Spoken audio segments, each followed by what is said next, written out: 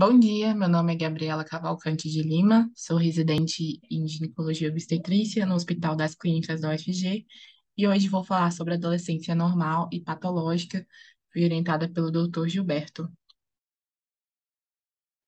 Nessa aula eu vou abordar sobre os conceitos, fisiologia, desenvolvimento puberal normal, puberdade precoce central e periférica e a puberdade tardia, além das variantes benignas. Em relação aos conceitos, a adolescência, ela é um conceito cronológico e vai ser definido como adolescente todo indivíduo entre 12 e 18 anos de idade, pelo Estatuto da Criança e do Adolescente, e entre 10 e 19 anos de idade, pela Organização Mundial da Saúde. A puberdade já é um conceito que envolve um período no qual, durante, surgem os caracteres sexuais secundários e também é alcançada a capacidade reprodutiva. Nesse período também, o indivíduo vai ter o estirão do crescimento, e no caso das meninas, esse crescimento pode ser de 25 centímetros. Em relação à fisiologia, no período gestacional, terão ativação inicial do eixo hipotálamo, hipófise e gônada, aproximadamente com 10 a 12 semanas de gestação, que vai levar a um aumento do GNRH, aumento do LH e do FSH, como a gente consegue ver nessa curva, e, consequentemente, um aumento de estrogênio, que vai impactar no desenvolvimento dos órgãos sexuais, da fertilidade e da composição corporal do feto. No final da gestação, os esteroides gonadais vão fazer um feedback negativo no hipotálamo e diminuir a secreção de GNRH, consequentemente, diminuir também a produção de FSH, como a gente consegue ver aqui. Só que no período neonatal, né, logo depois do nascimento, os níveis de FSH e LH vão se elevar novamente. Aqui a gente consegue ver. Isso ocorre por conta de uma queda abrupta do estrogênio placentário. E o pico desses hormônios vai ser mais ou menos com 3 meses de vida.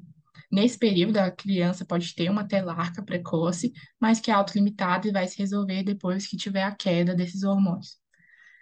Na infância, os níveis vão ficar baixos de LH e FSH e vão voltar a aumentar só na fase pré-puberal.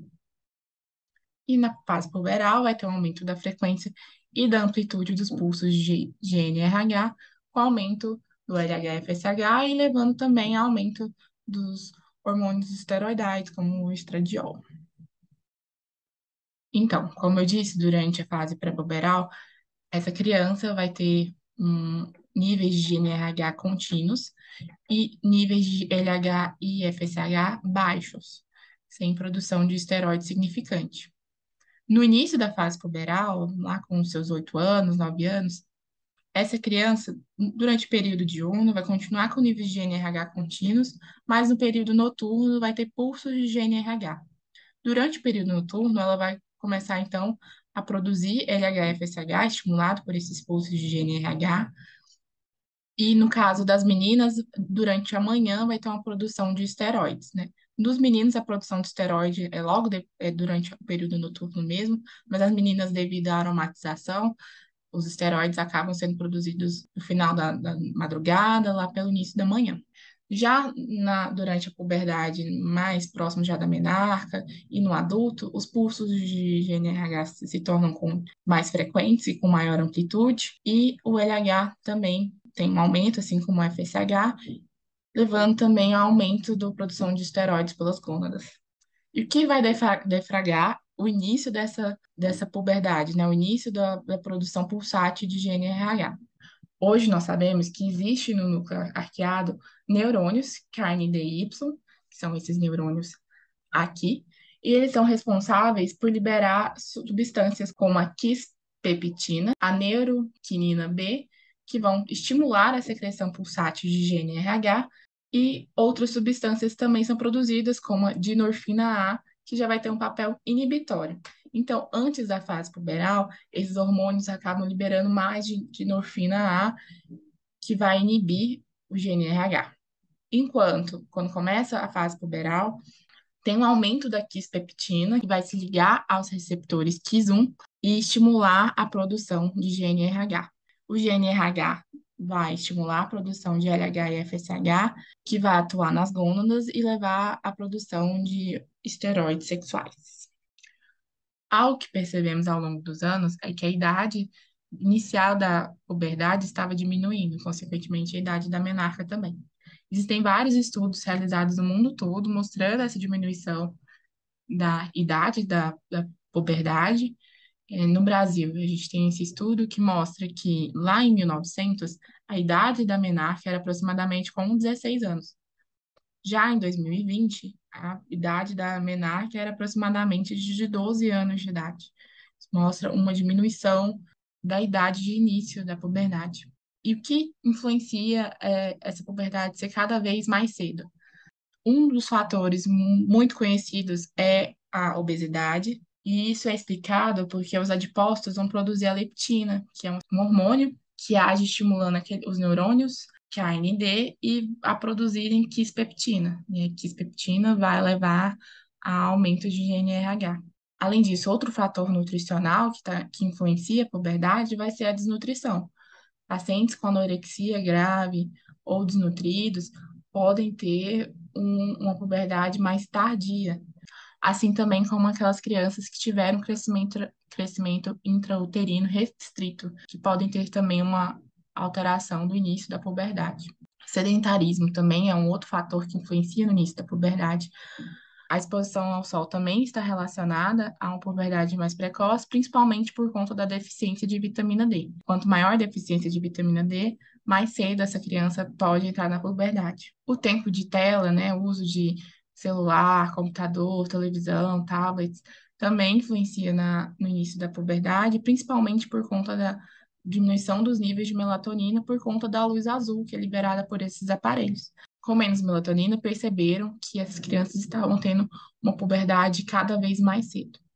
E algo que está relacionado ao uso de celulares e eletrônicos é justamente também o consumo de conteúdo erótico. Essa criança vai ter mais acesso a certos conteúdos que também podem levar a uma sexualização precoce, induzir a uma puberdade ainda mais cedo.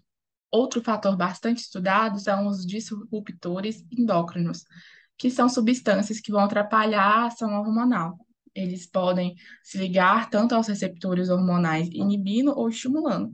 Na maioria das vezes, eles vão ser estrogênicos, vão estimular a produção de estrogênio, e a gente encontra disruptores endócrinos em embalagens plásticas, outros produtos plásticos também, e óleos essenciais como o óleo de lavanda, que é conhecidamente estrogênico e ficou muito na moda ultimamente. Outros fatores podem ser as mutações genéticas, como o MKRN3, que também vai levar a uma puberdade mais cedo. Esse estudo recente mostrou a relação da alimentação no início da vida com o início de uma puberdade mais precoce. Nele, a gente percebe que crianças que tiveram introdução de alimentos sólidos antes dos 6 meses, ou que tomaram leite em fórmula, ao invés de serem amamentados em seio materno, tiveram uma puberdade mais precoce, justamente por conta do ganho de peso e do maior índice de obesidade durante a infância, além de alterações na microbiota intestinal. Outro achado foi que crianças que usavam fórmulas à base de proteína de soja também tinham uma tendência à puberdade precoce por conta dos isoflavoides da soja, que podem ter efeitos estrogênicos. Em relação ao desenvolvimento puberal normal, ele vai ocorrer de 8 aos 13 anos nas meninas e de 9 aos 14 anos nos meninos. Ele segue uma sequência cronológica, então a gente começa com a telarca, depois com a pubarca e com a menarca. A telarca vai ser o surgimento do broto mamário, e 6 meses depois, em média, vai ter a pubarca, que é o aparecimento dos pelos pubianos. Entre a telarca e a menarca podem se passar de 3 a 5 anos, e a menarca vai ser caracterizada pela primeira menstruação. Entre a telarquia e aproximadamente M2 e M3 de Turner, essa criança vai ter o estirão do crescimento. Durante esse tempo, ela vai estar crescendo de 8 a 9 centímetros ao ano. Depois da menarca, ela ainda pode crescer cerca de 5 centímetros. E para avaliação do desenvolvimento puberal, nós vamos usar os estágios de Turner, que na menina vamos avaliar as mamas e a pilificação da região genital. Em relação à mama, vai iniciar com M1 e termina em M5. M1 vai ser a mama infantil. M2 vai ter a formação do broto mamário, que vai ser o aumento da glândula mamária, mas sem alteração do tamanho da areola. M3, a gente já vai ter um aumento da mama e da areola também, mas sem a separação dos contornos. As duas vão estar no mesmo contorno, como a gente consegue ver aqui. Já M4, a mama vai ter uma segunda saliência, o segundo contorno. Vai ter o aumento da glândula mamária, vai ficar maior a mama, mas aqui também na areola a gente vai ter um outro contorno. Já em M5, nós vamos ter as mamas adultas, em que o contorno areolar está incorporado ao contorno da mama. A gente não vai ter mais a diferença, não vai ter mais o duplo contorno. Em relação à pelificação, P1 vai ser a infantil, que vai ser sem pelos. P2 são pelos pubianos grossos, longos, crespos nos grandes lábios. Nem sempre vai ser igual aqui na foto, que vai ser que serão visíveis. Algumas vezes esses pelos estão na parte mais interna aqui dos grandes lábios. Vai ter que precisar dar uma afastada para conseguir vê-los. Em P3, os pelos recobrem um monte de venas. Em P4, a pelugem já é do tipo adulta, pelos longos e crespos, recobrindo a maior parte da área genital. Já em P5, esses pelos vão estar mais difusos, chegando à raiz da coxa. E lembrando que entre um estágio e outro de Tânia, geralmente se passam 6 meses. Isso é importante porque uma criança que começa o desenvolvimento puberal na idade certa, né? Uma telarca acima de 8 anos, mas os estágios estão avançando muito rapidamente, com menos de 6 meses, ela também pode estar tendo um desenvolvimento puberal patológico. Em relação à altura e à velocidade do crescimento, como eu já havia dito, o sexo feminino vai crescer em média 25 centímetros, e o estirão do crescimento ocorre principalmente entre M2 e M3 de Tânia. O crescimento, ele é de aspecto centrípeto, em que inicia-se pela parte distal e depois vai passando para proximal. Então, inicialmente a criança tem, por exemplo, dedos mais longos, braços mais longos, tem até tem até uma aparência meio desajeitada para depois crescer. A velocidade de crescimento também será modulada por alguns hormônios, como o hormônio do crescimento, o fator de crescimento semelhante à insulina 1, que é o IGF-1, e os esteroides gonadais. Bem, e como que a gente vai ver se a velocidade de crescimento está adequada para essa criança? Nós vamos fazer isso pela avaliação da idade óssea, principalmente. E nós vamos estimar essa idade óssea fazendo uma radiografia dos ossos do punho, não dominante, principalmente, mas também pode ser feito uma radiografia do joelho ou cotovelo, mas o padrão é principalmente do punho não dominante, da mão não dominante. Então, a idade será determinada usando o Atlas de Greulitz-Pyle. Aqui no gráfico a gente vê que o estirão vai se dar principalmente próximo à menarca e depois a menarca vai cair consideravelmente o crescimento desse adolescente. Então, eu trouxe um gráfico para a gente exemplificar um pouco sobre essa velocidade de crescimento, nesse caso, uma velocidade de crescimento patológica. Essa criança, ela entra na puberdade com mais ou menos 7 anos e 3 meses, que é marcado por essa bolinha. Nesse momento, ela está no percentil 50, que é adequado para o que é esperado para ela. A altura alvo dela está entre o percentil 50 e o percentil 15. Só que a gente vê que a idade óssea dela já é para uma criança de 9 anos de idade. E quanto mais vai passando o tempo, essa idade óssea vai aumentando. Em alguns momentos, ela é uma criança bem alta para a idade dela, idade cronológica. Ela chega até próxima aqui ao percentil 97, só que ela vai parar de crescer antes. E nisso, ela parando de crescer antes com uma idade óssea, né? Lá com 12, menos de 12 anos, com idade óssea de 17 anos, ela vai perder a estatura final dela, não atingindo o alvo dela de altura, que seria entre 15, percentil 15 e o percentil 3. E quais fatores vão influenciar para essa velocidade de crescimento? Vai ser a atividade física, o sono, como eu falei, a melatonina é produzida durante o sono e também o GH. Doenças crônicas também vão levar a um déficit da velocidade de crescimento e da altura, o estado nutricional, principalmente a desnutrição, e genética também. Em relação à genética, a gente pode tentar calcular uma altura estimada para ela, que foi o que a gente fez naquele gráfico, usando uma fórmula simples, que é pegar a altura do pai, diminuir por 13 e somar a altura da mãe e dividir por 2. E nisso a gente vai ter mais ou menos a altura estimada dessa menina. Durante a puberdade, as meninas também vão ter um ganho de gordura que vai ser o dobro dos meninos e vão ter uma vez e meio menos massa magra que os meninos. Em relação à consulta do adolescente, sempre nós temos que tentar inspirar confiança nessas meninas, tratá-las com respeito e imparcialidade, sem julgamentos. A entrevista deve ser feita só com adolescentes, principalmente se for mais velha, ou junto com a família, principalmente naqueles casos de crianças mais jovens, 5, 6 anos de idade, que estão com puberdade precoce. No exame físico, a gente vai avaliar o crescimento como todo, a altura, peso, o desenvolvimento dela, assim também como desenvolvimento cognitivo, ver se tem algum déficit no desenvolvimento cognitivo, e de saúde como um todo, ver, observar se tem sinais de diabetes ou manchas na pele, ou algum outro sinal que possa pensar, algum outro sinal que possa ser usado para um diagnóstico diferencial. Durante o exame físico, sempre tem que ter um outro profissional presente, ou se a paciente quiser, pode ser o pai o responsável. Em crianças menores, o ideal é que o pai esteja presente e muitas vezes para ficar mais confortável, a gente pode adotar uma posição como essa aqui, que a criança vai estar no colo da mãe para a gente poder fazer o exame ginecológico.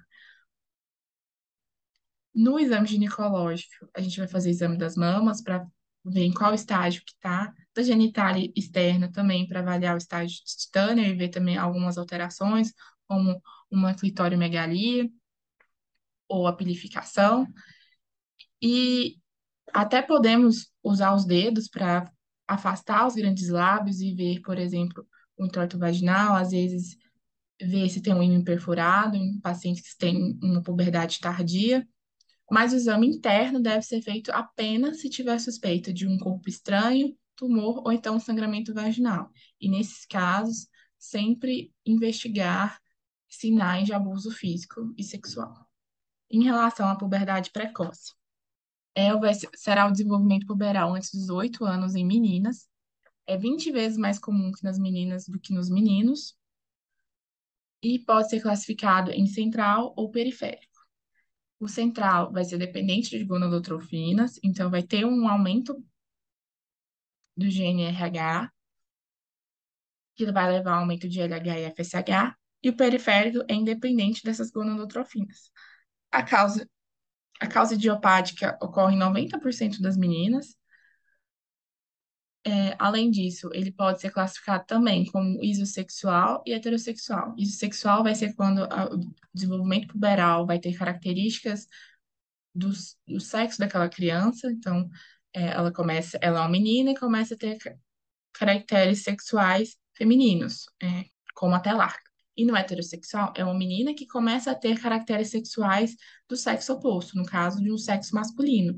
Então, vai começar a ter uma clitoriomegalia, pode ter uma pubarca mais exuberante. E lembrando que o diagnóstico de puberdade precoce é clínico. A gente pode usar alguns exames complementares para diferenciar se é central e periférico, mas o diagnóstico de puberdade precoce, ele será clínico, com base no exame físico e na anamnese. Como eu falei, vamos usar alguns exames complementares, um deles será a radiografia para avaliar a idade óssea, que deve ser solicitado para todas as crianças com puberdade precoce.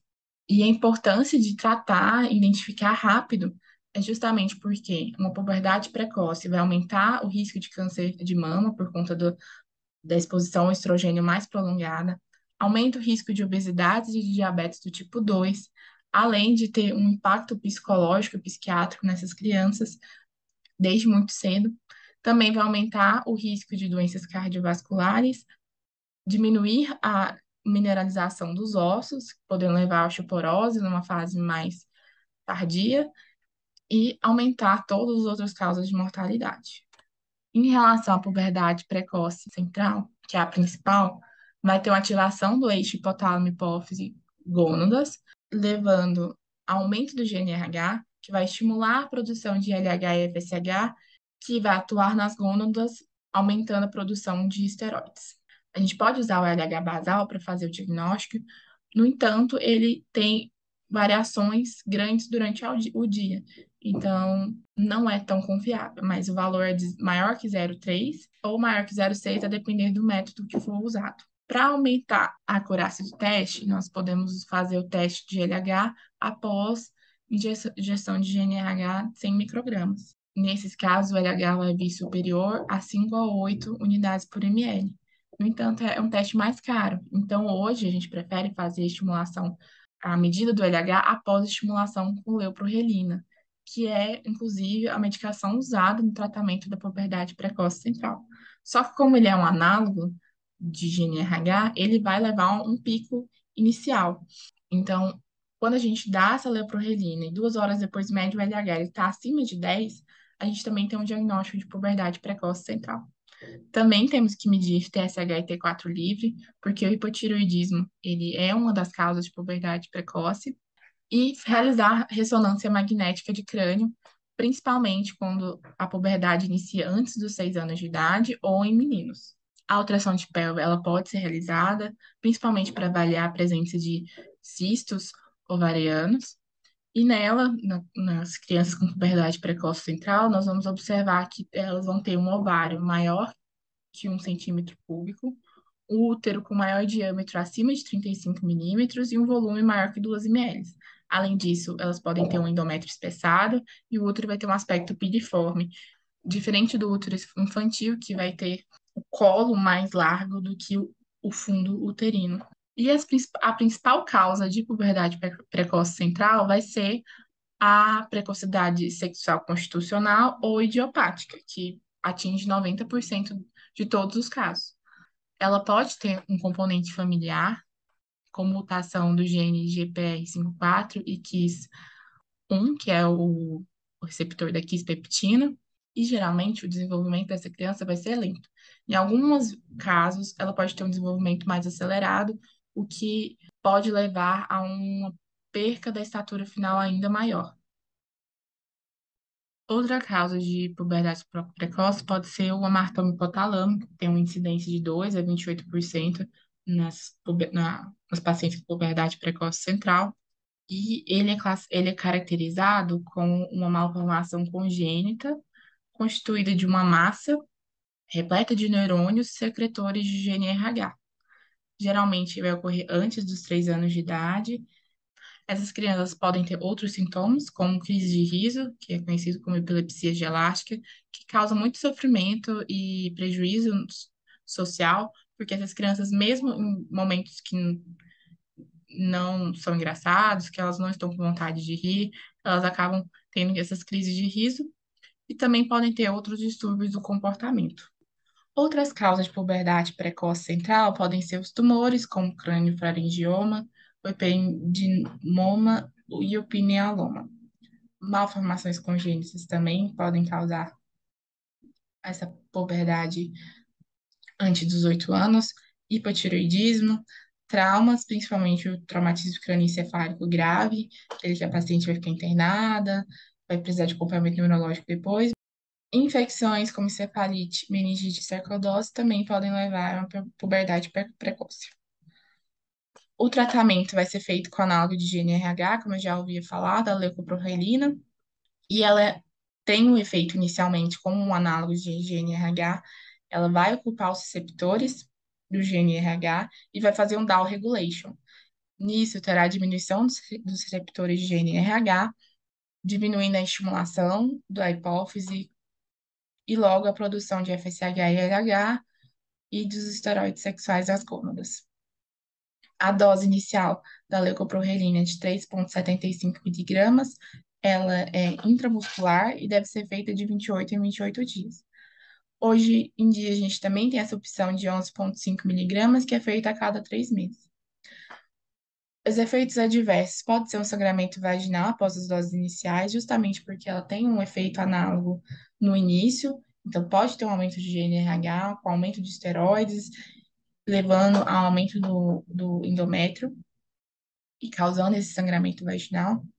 E mais tardiamente, ela pode ter náuseas e sintomas vasomotores por conta do hipoestrogenismo.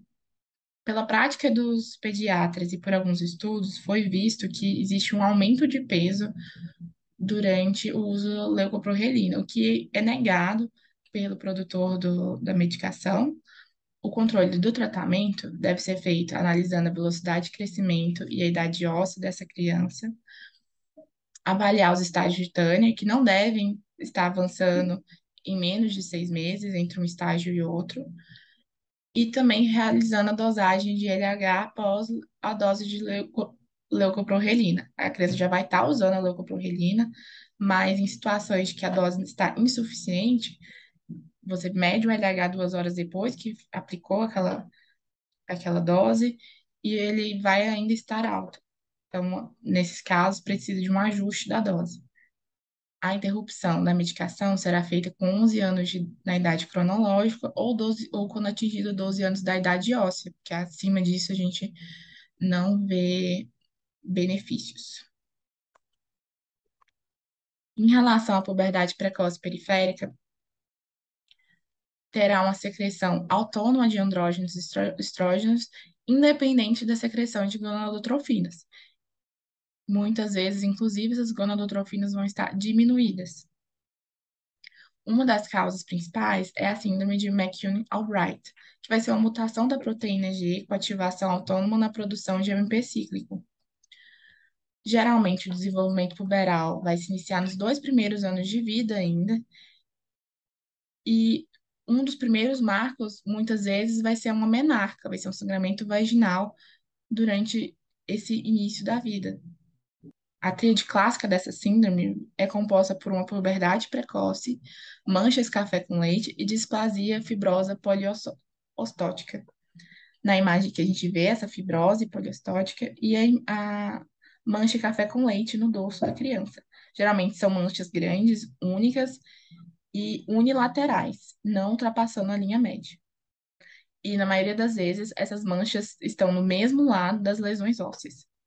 Além da tríade, essa criança também pode ter hipertiroidismo, hipercortisolismo, hiperprolactinemia, acromegalia e hiperparatiroidismo. O tratamento com análise de NRH não é eficaz. Existem alguns estudos que mostram que o tamoxifeno ajuda a diminuir o sangramento vaginal e pode ter influência na velocidade de crescimento e no avanço da idade óssea. Outras causas de puberdade precoce periférica são a hiperplasia adrenal congênita, que é causada pela deficiência da 21-alfa-hidroxilase. Geralmente, essas crianças vão ter como primeiro sinal de puberdade a pubarca, ao invés da telarca, e podem ter uma virilização. Nesse caso, vai ser uma puberdade heterossexual. O hipotiroidismo também é uma causa de puberdade precoce periférica. Isso ocorre porque o TSH alto vai mimetizar o FSH, o FSH ocupando os receptores dele e aumentando a produção de esteroides. Os cistos ovarianos também são a causa comum de puberdade precoce periférica. Geralmente são assintomáticos e podem causar precocidade sexual transitória, mas são autolimitados e têm uma melhora depois.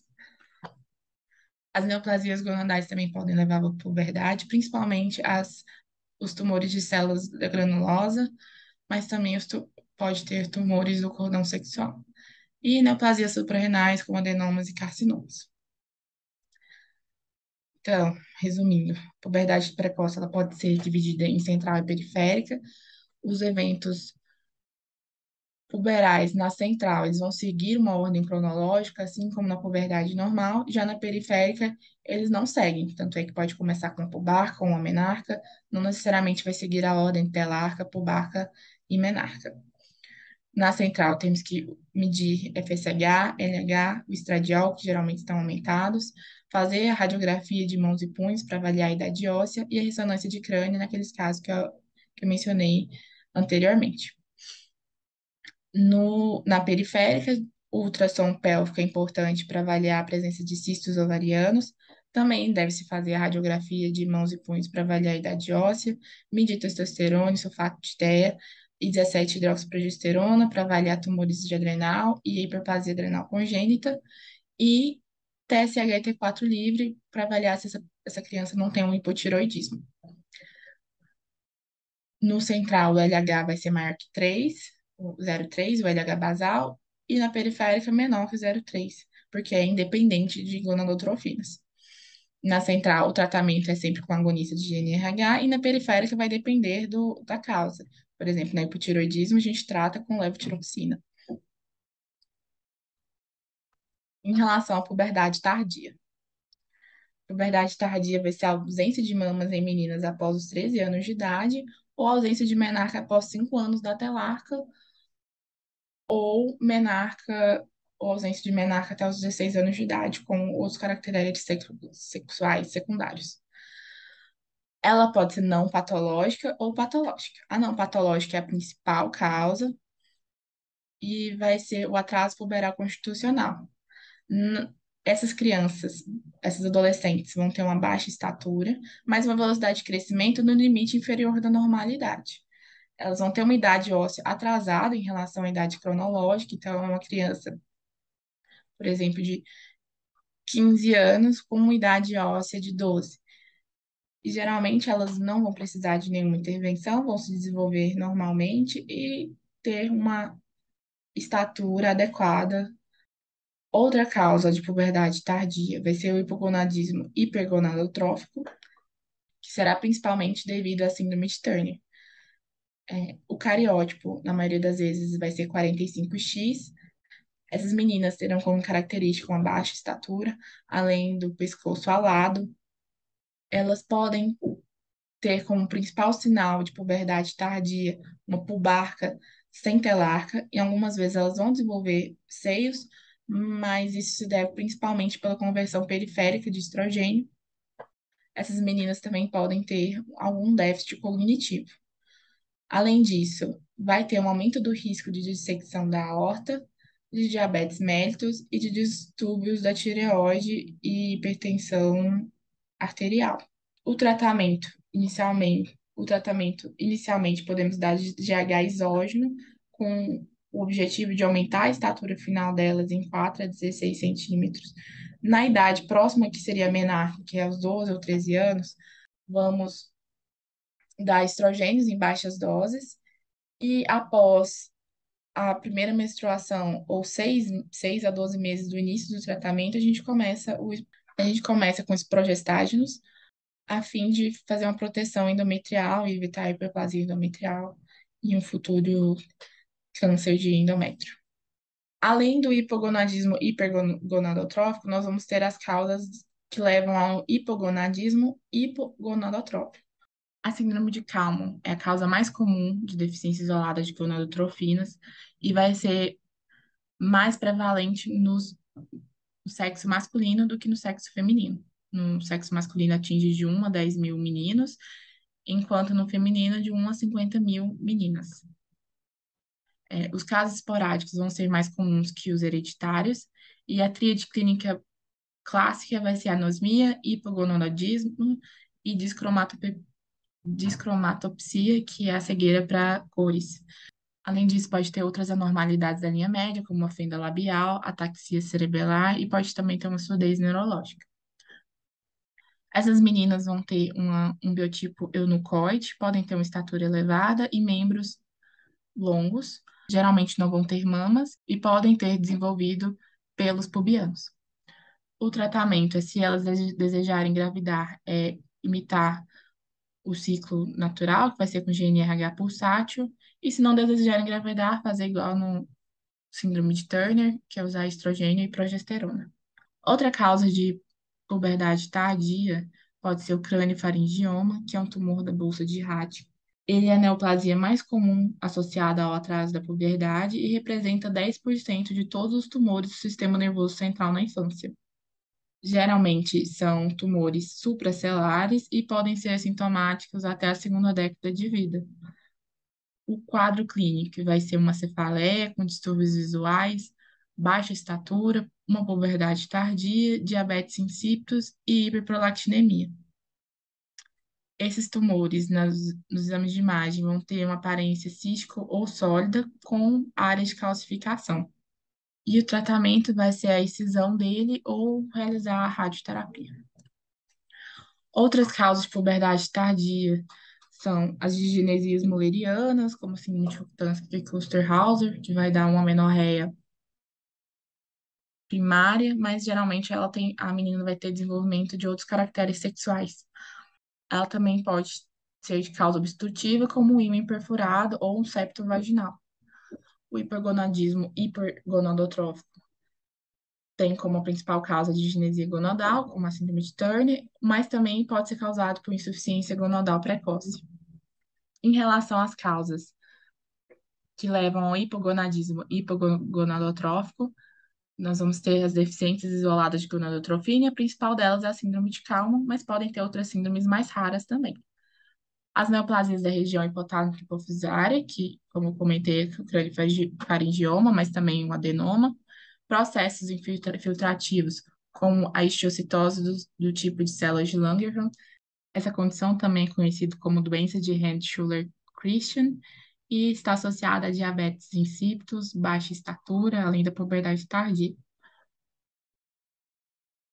Outras doenças crônicas graves que levam à desnutrição também podem levar à puberdade tardia, assim como a anorexia nervosa e distúrbios relacionados, como a bulimia, como eu já havia explicado a fisiopatologia lá atrás. Fármacos antidopaminérgicos também podem levar à puberdade tardia e à síndrome de Cushing. A puberdade tardia pode ser dividida em hipogonadismo hipogonadotrófico, em que vai ter um baixo FSH, ou um hipogonadismo hipergonadotrófico, em que terá um FSH alto, e a gente tem que pedir um cariótipo para excluir síndrome de Turner. E a outra será normalidades anatômicas, como a ausência do útero, então o paciente vai ter uma criptomenorreia, né? Nessas o FSH estará normal. Na puberdade também temos variações benignas, como a telarca precoce. A telarca vai ser prematura, mas não terá outros sinais de maturação sexual.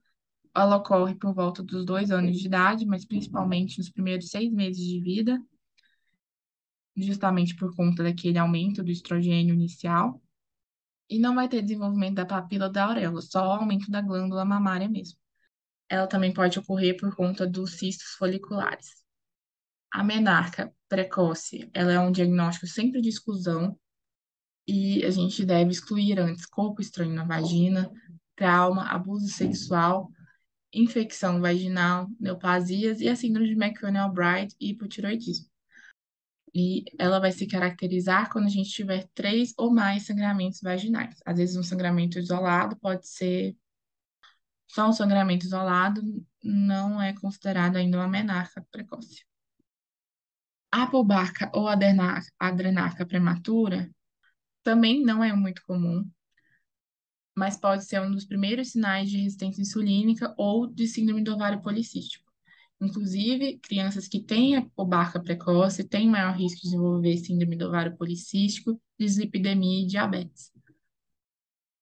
Ela vai ser causada pelo aumento da sensibilidade aos baixos níveis de estrogênio. Então, qualquer aumento de estrogênio ela pode levar a uma pubarca e deve ser feito diagnóstico diferencial com hiperplasia adrenal congênita. Agora, o artigo que eu escolhi foi realizado na Itália e relacionou a pandemia de Covid com o aumento da puberdade precoce, principalmente relacionado ao estilo de vida das crianças durante o lockdown. A metodologia. Esse estudo foi realizado em 5 centros terciários de pediatria endocrinológica e foi retrospectivo, onde foi analisado o prontuário de crianças entre março e setembro de 2019 a março e setembro de 2020. Isso deu uma amostra de 506 crianças com suspeita de puberdade precoce, mas 16 foram excluídas, 4 por conta de síndrome de Stevens-Russell e 12 por conta de perda de segmento. Então, a amostra final foi de 490 indivíduos.